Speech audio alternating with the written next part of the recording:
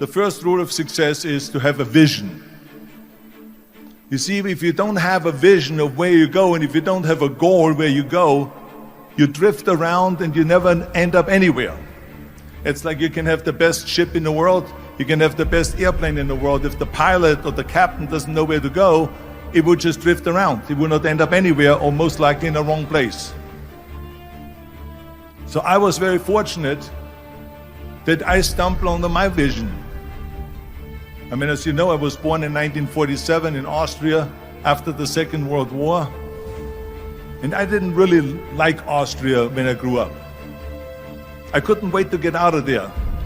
I couldn't see myself becoming a farmer or a worker in a factory or anything like that. Even though my parents wanted me to stay there and have a normal life.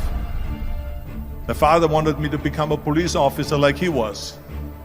My mother wanted me just to stay there and marry a girl with the name of Heidi, hopefully, and have a bunch of kids and run around like the Van Trapp family in The Sound of Music. But that was their vision, not mine. My vision was totally different. I felt that I was born for something special, for something unique, for something big. So I was searching. Then one day I went to school. I remember I was 11 years old, and they showed a documentary about America.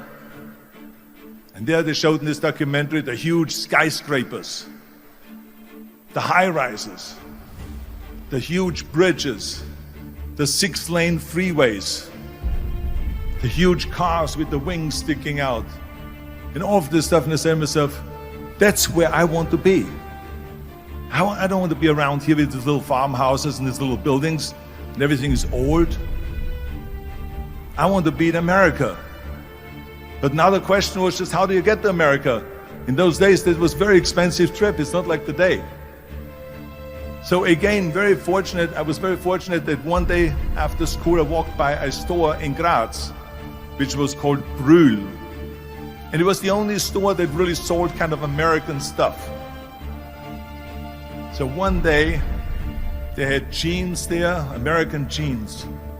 And then they had the Bullwalker. And then they had an expander, and some barbells and some dumbbells and an exercise bench in the window. So I went inside and I looked around and I looked at this stuff, and then I saw a magazine. I saw a bodybuilding magazine that had Reg Park on the cover. Reg Park was then a 3-time Mr. Universe. And I saw him on the big screen as Hercules. And on the cover it said, how Reg Park, Mr. Universe, became the Hercules star. That's what the cover story was all about. So I looked at the cover and I said to myself, I got to get this magazine. So I bought the magazine, I took it home and I read it over and over from the front page to the back. It had everything in there, how he trained, how he was working out in Leeds, England, in a factory town, how he worked out every day for 3-4 hours and became the strongest man of Europe, and how he won Mr. Europe and Mr. Great Britain, and then eventually Mr. Universe, and how he won the second Mr. Universe and the third Mr. Universe,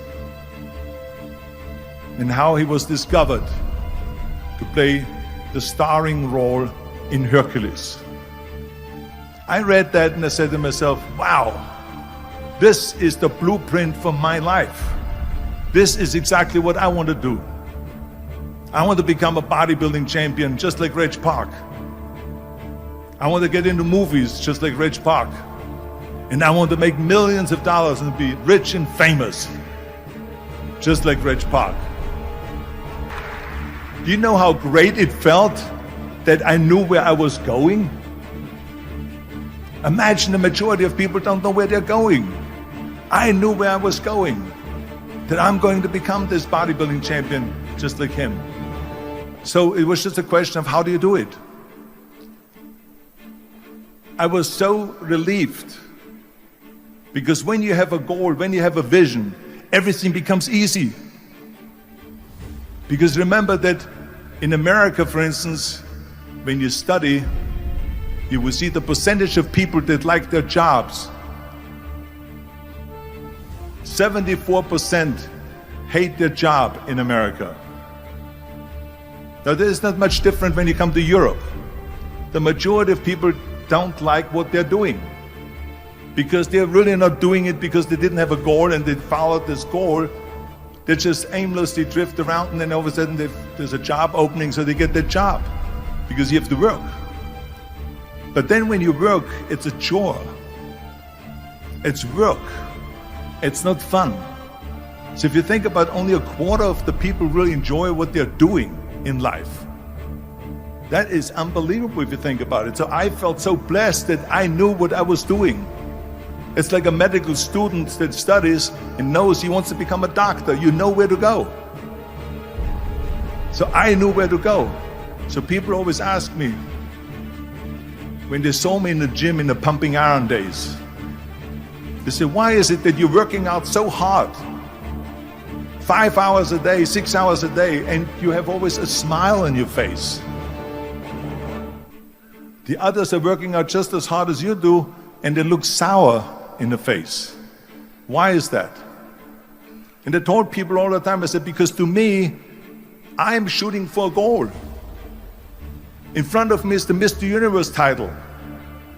So every rep that I do gets me closer to accomplishing that goal, to make this goal, this vision, turn into reality. Every single set that I do, every repetition, every weight that I lift will get me a step closer to turn this goal into reality. So I couldn't wait to do another 500-pound squat. I couldn't wait to do another 500-pound bench press. I couldn't wait to do another 2,000 reps of sit-ups. I couldn't wait for the next exercise, for the next half hour of posing and all the kind of things that you have to do to be a champion. I felt so great knowing where I was going, and I tell you, it worked. I mean, think about it. And at the end, I was just not visualizing just my exercise, but I was really lifting the trophy over my head. That's what I was thinking about. And with the age of 20, I went to London and I won the Mr. Universe contest as the youngest Mr. Universe ever. And it was because I had a goal. And this is no different than anything else, what I'm talking about. This is not just about bodybuilding. It was the same in acting. I remember when I was doing Conan the Barbarian. I was crawling on the rocks with a sword in my arm, crawling on all four. And of course, being that it's Conan, I didn't have clothes on or anything like that, right? So it was kind of, my knees were bare, my elbows were bare and everything else. I'm crawling on the rocks. So after 10 takes, my elbows were bleeding and my knees were bleeding. And the director came to me and he said, Arnold, I'm so sorry that you have to go through this, but we need one more take. A close-up of you crawling with the sword towards the camera. Can you handle one more take? And I said to him, I don't know what you're talking about. He says, I'm totally fine. He says, but you're bleeding. I said, because I don't feel it, because I can visualize what the scene will look like in a film. And I'm so excited about this scene. I was visualizing crawling up behind Thulsa Doom, which was played by James Earl Jones. Crawling up behind Thulsa Doom with the sword slowly, and then rising up behind him and whack, cutting his head off. And the head spins in the air, slowly with blood all over the place, and slowly falls down the steps and rolls down the steps. And his body slowly falls sideways.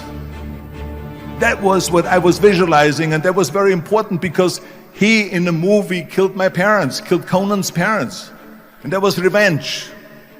And he always said that flesh is stronger than steel. And I wanted to prove to him that no, steel is stronger than flesh. And so I had this in my mind.